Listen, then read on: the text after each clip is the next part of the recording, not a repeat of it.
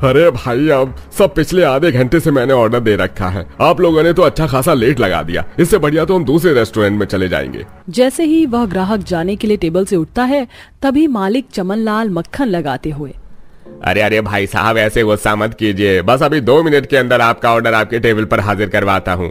क्या क्या ऑर्डर दिया था आपने? अरे वही फुल प्लेट सिंगापुरी चाउमीन, एक मसाला डोसा, पनीर डोसा, एक फुल फैमिली प्लेट रवा इडली, और सुनिए सांभर में हरी सब्जी जरा अच्छे से डालकर बनाना।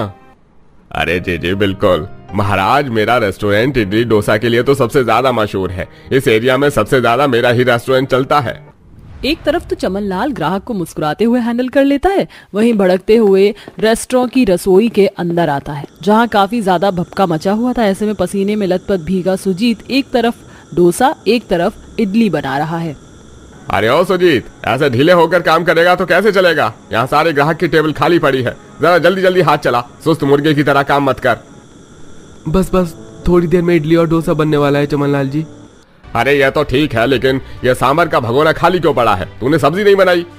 तेरा सब्जी वाला बाप सब्जी लेकर नहीं आया क्या? जी बस आते ही होंगे चमनलाल जी। आपको तो मालूम है वो कितने मेहनती हैं। आज तक आपके रेस्टोरेंट में सब्जी पहुंचने में कभी देरी नहीं की है। जहां सुजीत मालिक को सफाई दे रहा होता है, वहीं भयंकर गर्मी में बुजुर्ग हरिहर रेडी सब्जी सजा रहा था। बगल में सास बहू सब्जियों में से सड़ी गली खराब सब्जी की छटाई कर रही थी। अरे शोभा, सहजन, बीन्स, गाजर, फली छांट दिया है तो जल्दी से पकड़ा दो थैली। बेचारा सुजीत कब से बाट जो रहा होगा। तुम्हें तो मालूम है उसका मालिक कितना खराब आदमी है। जी जी ये लीजिए, मटर, गोभी, गाजर छांट दिया, मगर आधे से ज्यादा गल गया है सब्जी। देख लो, बनाने के लिए कोई सब्जी निकालनी है तो निकाल लो रेडी पर से, वरना मैं चलूं फिर। अजी और सब्जी निकालने की जरूरत क्या है? इतनी सारी छांट माट सब्जी है, यही बन जाएगा। ताजी सब्जी रेडी पर बिक जाएगी। दरअसल हरिहर के परिवार के हालात बहुत ही गरीबी भरे थे। आज की महंगाई भरे जमाने में जब कमाने वाले केवल 1-2 जने और खाने वाले 8 से 10 जने हो, तो परिवार में तंगी छाना लाजमी है। बुढ़ापे की उम्र में हरिहर सब्जी बेचता है और सुजीत चमनलाल के चाइनीज और इडली डोसा रेस्टोरेंट में तनख्वाह पर नौकरी करता है। दोनों बाप बेटे मिलकर किसी तरह घर का खर्चा चलाते हैं। कड़ी गर्मी में बूढ़ा पिता ठक्कम ठेल सब्जी का ठेला लेके आता है। चमनलाल जी, सांभर बनाने की सब्जी ले आया हूँ, ले लीजिए। माफ कीजिएगा, आज जरा देर हो गई। अरे ना जी ना, देर आए दुरुस्त आए। अरे तुम दोनों बाप बेटे तो राजा बाबू हो, जिसका जब चाहे तब पधारते हो। तुम्हारे चलते मेरे ग्राहक चले गए रास्ता देखकर। अरे अब खड़े खड़े क्या देख रहे हो? पैर क्या जमीन में जम गए हैं? जल्दी से सब्जी का कट्टा उठाकर रसोड़े में ले जा। काम के न काज के, दुश्मन अनाज के। जी मालिक, ले जाऊं। बेचारा हरिहर सब्जी देकर डबडबाई आंखों से सब्जी बेचने चला जाता है। वहीं सुजीत फूट फूट कर रोते हुए सांभर बनाता है। हे भगवान, गरीबों की जिंदगी कितनी बेबसी भरी क्यों है? परिवार का पेट भरवाने के लिए एक आदमी को क्या कुछ नहीं सहकर गुजरना पड़ता है। मुट्ठी भर के तनख्वाह में 4 नौकर के बराबर काम करवाते हैं, इसके बावजूद भी बदले में थोड़ी इज्जत नहीं देते।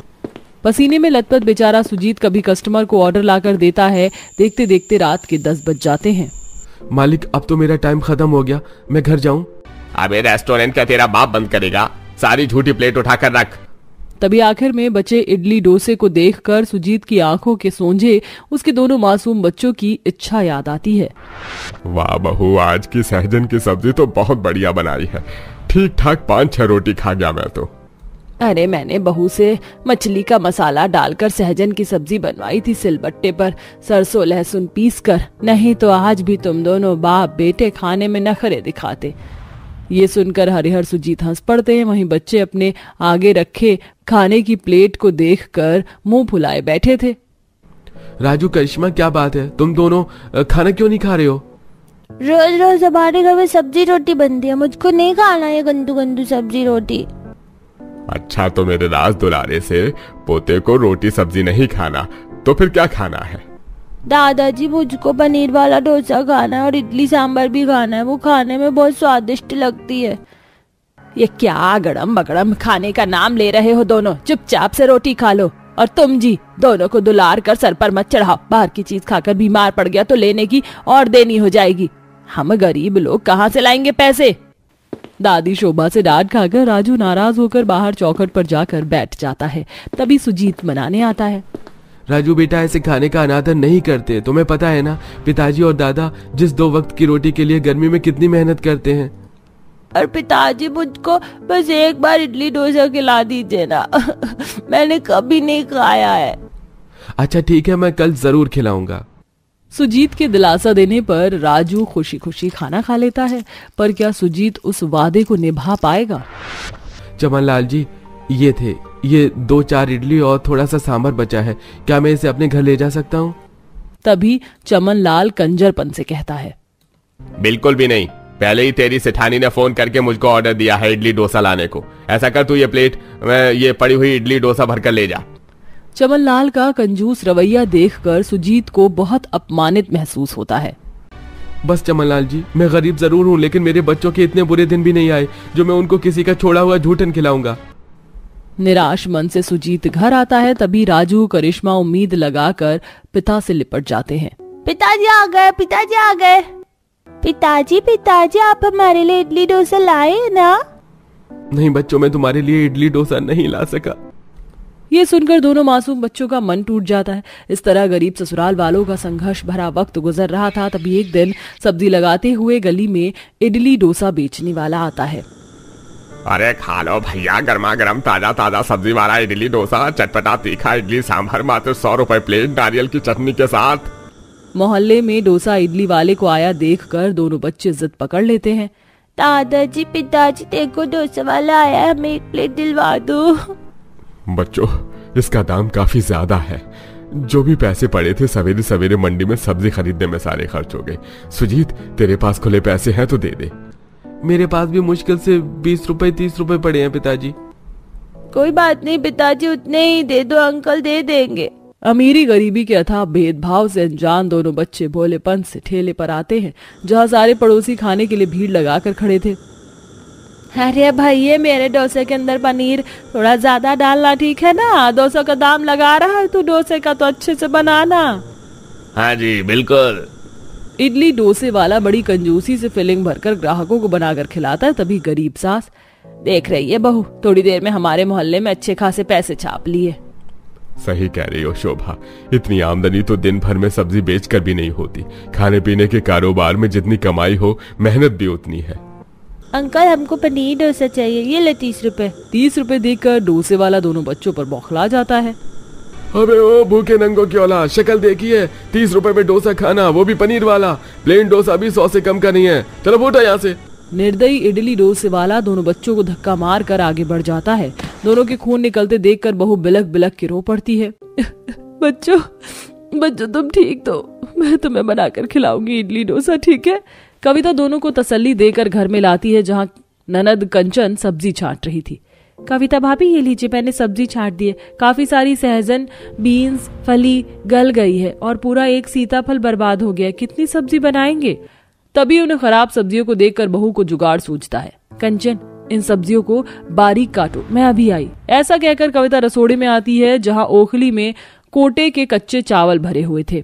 इन चावलों से बात बन जाएगी, इसे भिगो के छोड़ देती हूँ, फिर पीसकर इडली डोसा बन जाएगा। बचा कुचा सामान बहू किराने के यहाँ से खरीद कर लाती और सारा जुगाड़ लगाकर सब्जी वाला डोसा बनाती है। तभी दोनों बच्चे टकटकी लगाए हुए। माँ, आप क्या हमारे लिए डोसा बना रही हो? हाँ बच्चों, मैं आज सबके लिए स्वादिष्ट सब्जी वाला डोसा और इडली बना रही हूँ, फिर सब लोग एक साथ खाएंगे। कविता, तुम इडली डोसा बना रही थी तो मुझको भी बता देती, मैं मदद करवा देता। फिर सुजीत भी कविता के संग लगकर उसकी मदद करवाता है। फिर एक बड़े से भगोने के अंदर छोटे छोटे कटोरियों में इडली का मिश्रण डालकर बहू भाप में पकाती है और सबको गर्मा गर्म सब्जी वाला डोसा बनाकर परोसती है, जिसे खाकर ससुर, वाह कविता बहू, तुमने क्या स्वादिष्ट सब्जी वाला डोसा बनाया है। अच्छे खासे रेस्टोरेंट को भी फेल करके रख दिया। सच में बहू, बहुत चटपटा तीखा डोसा बनाया है, मेरा तो एक में ही पेट भर गया। माँ जी जगह बचा कर रखिए, अभी तो इडली सांभर भी खाना है। फिर बहू सबको स्वादिष्ट सब्जी वाला इडली सांभर भी परोसती है, जिसे खाकर, वाह भाभी, क्या फूले फूले और हल्के इडली बनाया है आपने, और सांभर तो इतना खट्टा स्वादिष्ट बना है, मैं तो 2 कटोरी पीऊंगी। पी लेना कंचन, मैंने पतीला भरकर बनाया है। सारा गरीब ससुराल खुशी खुशी बहू का बनाया सब्जी वाला इडली डोसा पेट भरकर खाते हैं। जिसके बाद सुजीत नौकरी छोड़कर अपनी पत्नी के साथ सब्जी वाला इडली डोसा का स्टॉल खोल लेता है, जो कि अच्छा खासा चल पड़ता है। देखिए पंडित जी, भगवान की दया कृपा से अच्छा खासा सब्जी का कारोबार जमा रखा है। खाता पीता खानदान है हमारा, केवल घर में बहू की कमी है। अजी आप निश्चिंत रहिए दिनेश भाई साहब, आपके लड़के के लिए अव्वल दर्जे की कन्या ढूंढूंगा। बस दक्षिणा देने में कंजूसी मत कीजिएगा। वो क्या है ना, आज तक जितने भी बनियों का रिश्ता करवाया है सारे बड़े कंजूस ही मिले हैं। पंडित जी आप रिश्ता तो करवाइए, हम बाकी बनियों से हटकर हैं। आपको भरकर दक्षिणा लड्डू का डिब्बा और साथ में कट्टा हरी सब्जी भी फ्री में देंगे। अरे वाह, ये तो सोने पर सुहागा हो जाएगा। वैसे भी गर्मी के चलते सब्जियों के रेट में आग लगी पड़ी है, सोने के भाव बिक रही हैं सब्जियां। आइए पंडित जी, आज आप भी हमारे साथ में बैठकर खाना खा लीजिए। खाने की मेज पर 10-12 तरह की सब्जी परोसा हुआ देखकर पंडित जी की जीभ लपलपाने लगती है। नेकी और पूछ पूछ। अब आप लोग नहीं मानेंगे तो लगा दीजिए मेरी भी थाली। खाने में दाल चावल के साथ 12 तरह की सूखी तरीदार मसाले वाली सब्जी, सूखी भुजिया, अलग अलग आइटम था जिसे पंडित जी हबर हबर कर खाते हैं। पंडित जी थोड़ा चावल दाल डालूं? ना जी ना कादम्बरी बहन, मेरा तो पेट एकदम टंच हो गया इतना स्वादिष्ट शुद्ध शाकाहारी खाना खाकर। पंडित जी लड़के वालों का रिश्ता लेकर अगले दिन सावित्री के घर आते हैं। अरे ये देखिए सावित्री बहन लड़के की तस्वीर। अरे कल मैं गया था इनके यहाँ, खूब खातिरदारी की, अच्छे से खिलाया पिलाया। आपकी सुप्रिया बड़ी खुश रहेगी इस घर में। बनियों का खानदान है। फिर तो पैसे वाले लोग होंगे। जी जी जी बिल्कुल बिल्कुल, खूब दूरी में घर द्वार बना रखा है। पंडित जी मुझे मेरी सुप्रिया के लिए ये रिश्ता स्वीकार है, आप यही बात चलाइए। दोनों पक्ष लड़के लड़की की देखा देखी करवाते हैं और थोड़े दिनों में शादी होकर सुप्रिया ससुराल में आ जाती है, जहां सास ससुर, 2 कुंवारी ननंद, 1 देवर था। अगले दिन शुक्र है समय से उठ गई तो साफ सफाई नहाना धोना टाइम से निपट गया। वैसे भी आज पहली रसोई की रस्म है, कितना कुछ बनाना होगा। सासू माँ उठ जाती तो उनसे पूछकर बनाना चालू कर देती। ऐसा करती हूँ तब तक सब्जी वगैरह ही काट लेती हूँ। ऐसा सोचकर सुप्रिया सब्जी वाले कमरे में पहुंच जाती है, जहां 5-10 किलो वाली बड़ी बड़ी पन्नी में आलू, गोभी, शिमला, कद्दू, करेला, मटर, बैंगन, फली रखा हुआ था। इस कमरे का हाल देखकर तो ऐसा लग रहा है जैसे कि सब्जी मंडी खुल गई हो। इतने आइटम की सब्जी है कि समझ में ही नहीं आ रहा किस चीज की सब्जी बनाऊं। ऐसा करती हूँ, आलू, गोभी, मटर, शिमला, ये 4 सब्जी काफी रहेंगी। एक मिक्स वेज सब्जी बना दूंगी, थोड़े सूखे आलू और भरवा शिमला, 3 वैरायटी काफी रहेंगी। ऐसा सोचकर सुप्रिया फटाफट से सब्जी किचन में लाकर काटना चालू कर देती है। तभी कादम्बरी आंख मलते हुए रसोई में आती है। उठ गई दुल्हन। अरे वाह, तुमने तो सब्जी छीलना भी चालू कर दिया। क्या क्या बना रही हो आज खाने में? माँ जी नमक वाली पूरी, थोड़ी मटर वाले आलू गुलाब और 2-4 किस्म की सब्जी बना रही हूँ। बाकी मीठे में चाशनी वाले रसगुल्ले भी बना रही हूँ। मिठाई का नाम सुनकर कादम्बरी मुंह चढ़ा लेती है। तौबा तौबा, अरे बहू चाशनी वाला रसगुल्ला का नाम सुनकर ही मेरा तो मुंह चिपचिपा हो रहा है।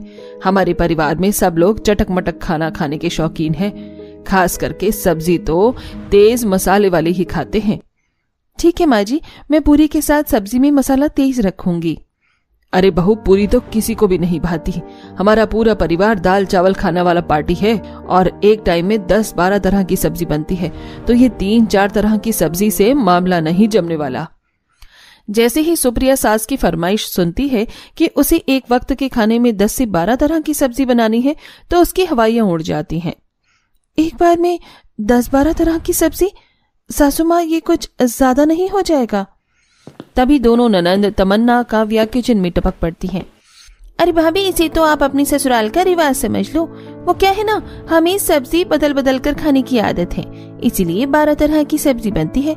बाकी मेरे लिए आप कश्मीरी लाल मिर्च डालकर बढ़िया आलू दम बनाना, और भाभी मेरे लिए भरवा परवल और कुंदरू की भुजिया बनाना और अच्छे से लाल करना।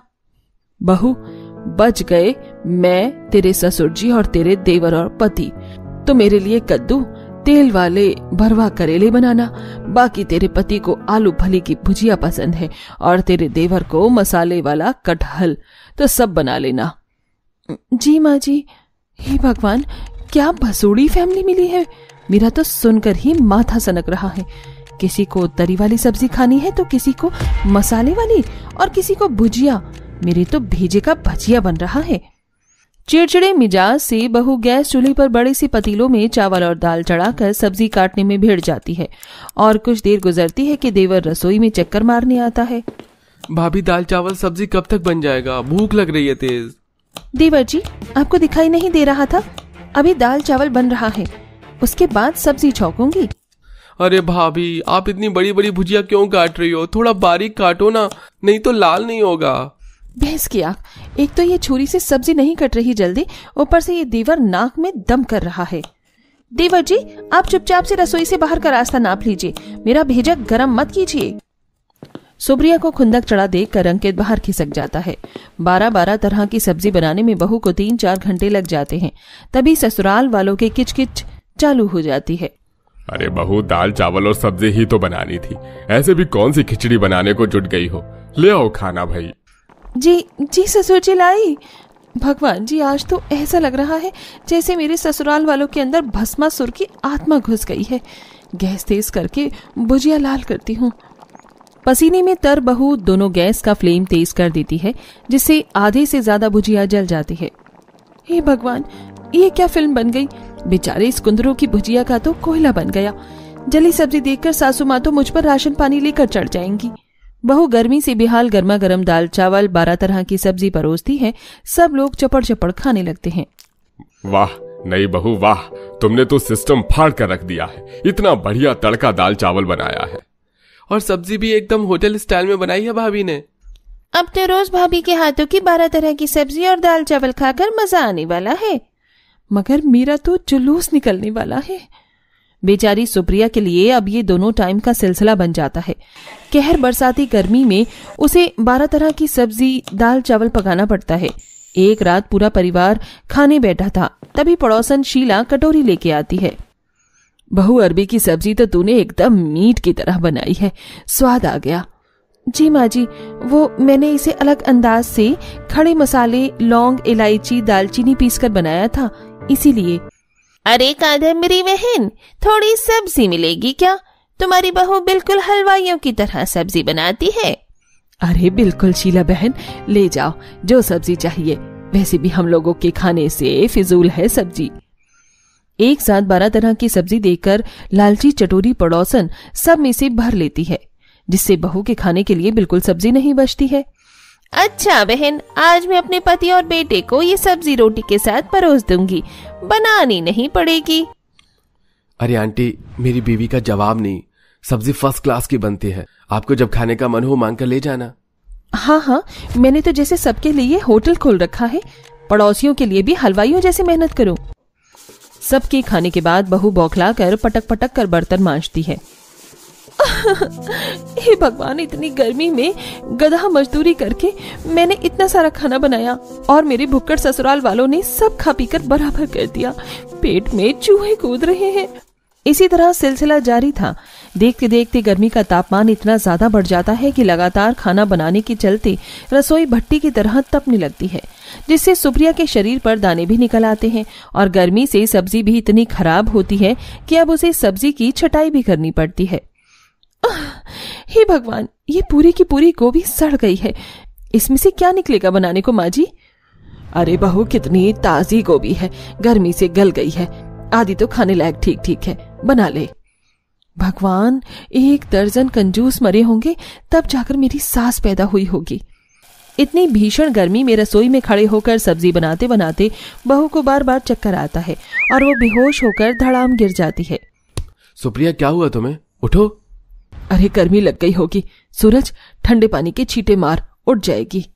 पानी के छींटे मारने के बाद भी सुप्रिया नहीं उठती। सब लोग घबराकर डॉक्टर को बुलाते हैं। देखिए, इन्हें काफी कमजोरी है और थकावट भी है, और इनके शरीर पर इतने दाने कैसे निकल आए? आप लोग अपनी बहू से पूरा दिन खाना बनवाते हैं क्या? चटोरी ससुराल वालों की जुबान पर ताला लग जाता है।